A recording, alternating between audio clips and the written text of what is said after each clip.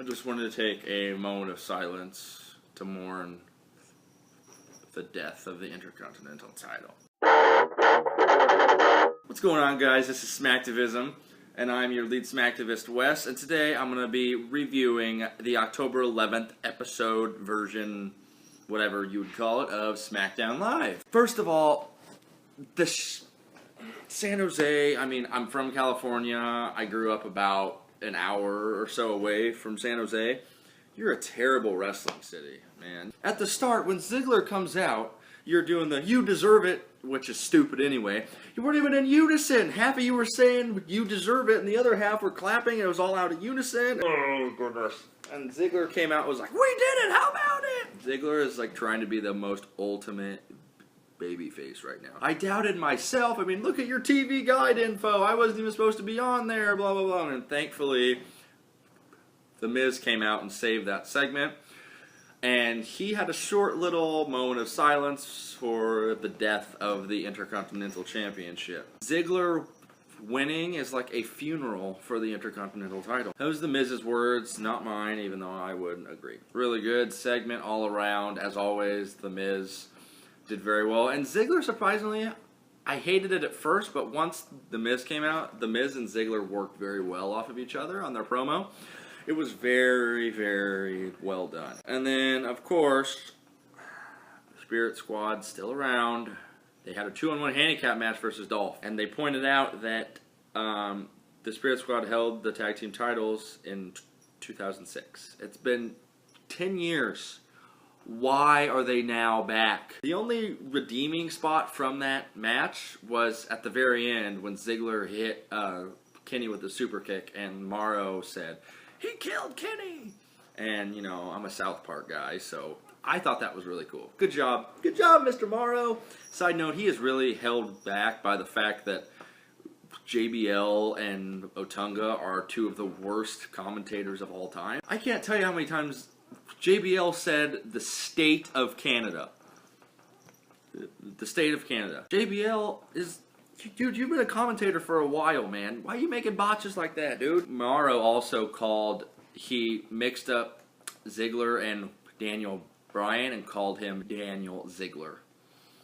All around, just...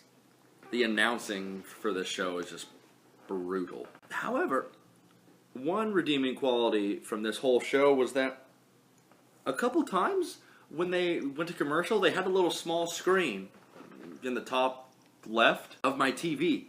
So I could watch the match, but I didn't have to hear anything. But it was still cool. I got to see the match. It was kind of nice. And there were no jobber entrances. I was thrilled. You guys have no idea how much less stressful that show was without seeing a jobber entrance. I didn't see one.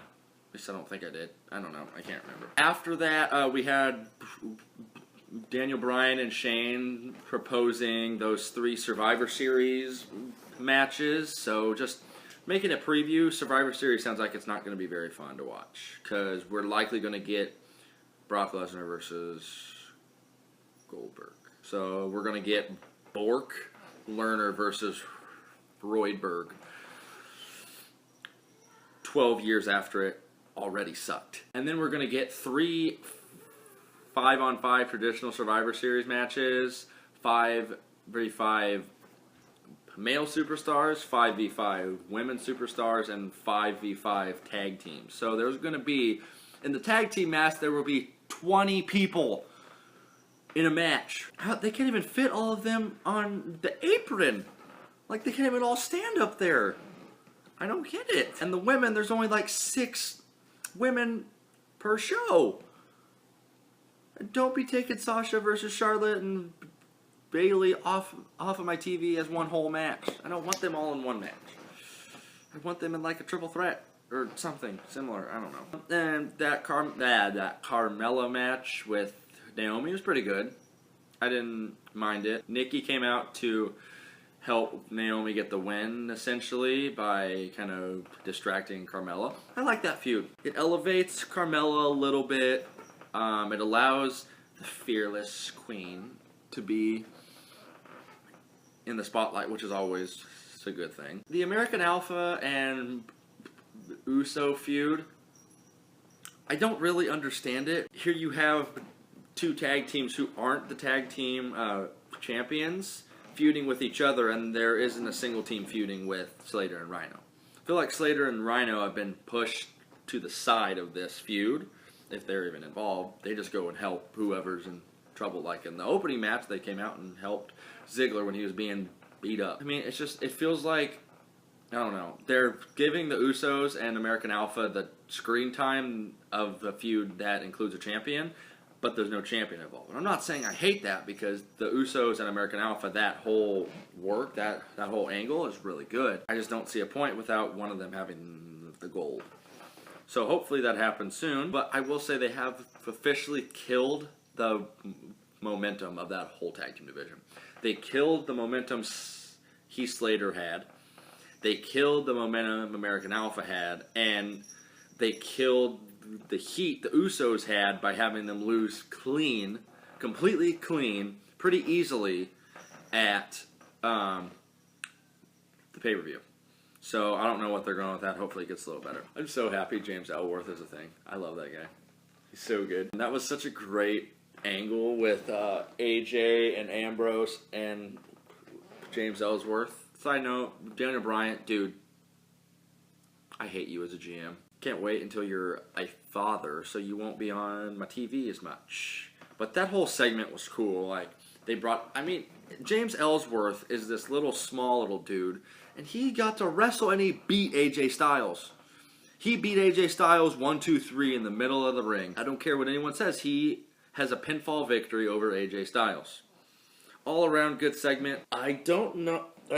I don't know what they're trying to really accomplish here, because it's looking like Ambrose is going to be heel at some point. He's working in tweener status right now, and AJ's obviously still a heel. So I don't know where they're planning to go with that. I'd imagine that Ambrose gets another shot at the title, he loses, on and on and on and so forth. So I'm excited to see where that goes, because anything that AJ's in is good, and Ambrose has done very well as a complimentary piece to this feud. I'm not the biggest Ambrose fan, but I think if they were to turn him heel, it could completely revitalize his career.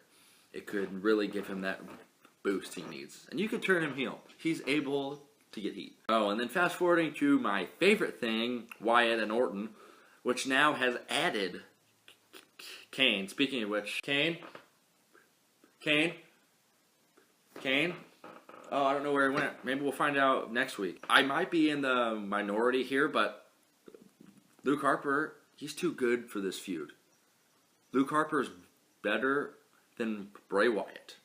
I'll say it. Luke Harper is the best person from the Wyatt family.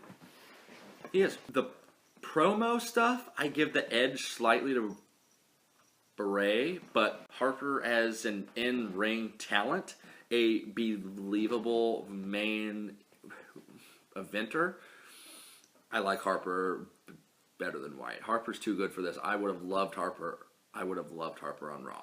I don't know why they stuck him on Smackdown. They did, and they're just, for some reason, they refused to break him away permanently from Bray, which kind of frustrates me. But at the end of the day, what are you going to do, man? I'm not writing that show. The match was okay. Like I said, I haven't seen Harper wrestle in a long time, so it was really good to see him back. He's able to do some incredible things in the ring for a guy his size. He's an incredible athlete. So I hope he gets the push that he deserves. All in all, this isn't... I'm not into this, man. I haven't been into it because I don't like to cheer Randy Orton, and people are cheering him, and they're just... It just seems like it's so forced. Like, oh, we don't have anybody for them to feud with, so let's throw them in a feud and have just them wandering ominously backstage. That's going to be all we have here. Penny, Johnny, Ed, Nicky, Mikey, and we are the Spirit Squad!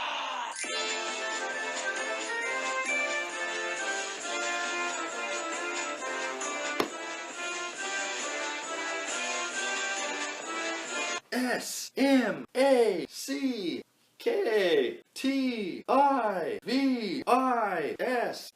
What's that smell? Smacktivism. Hey guys, this has been Smacktivism. I'm your Smacktivist Wes. If you wanted to leave us a comment, you can. If you want to drop a like on this video, go ahead. If you want to subscribe to the channel, see what we got coming out in the future, go ahead and do that down there. It'll be a red button that says subscribe, can't miss it. I think I hear the bell, so it's time for us to check out the Smackdown Hotel, and we're going to be out of here in 1, 2, 3, and James Ellsworth has beaten the WWE Champion.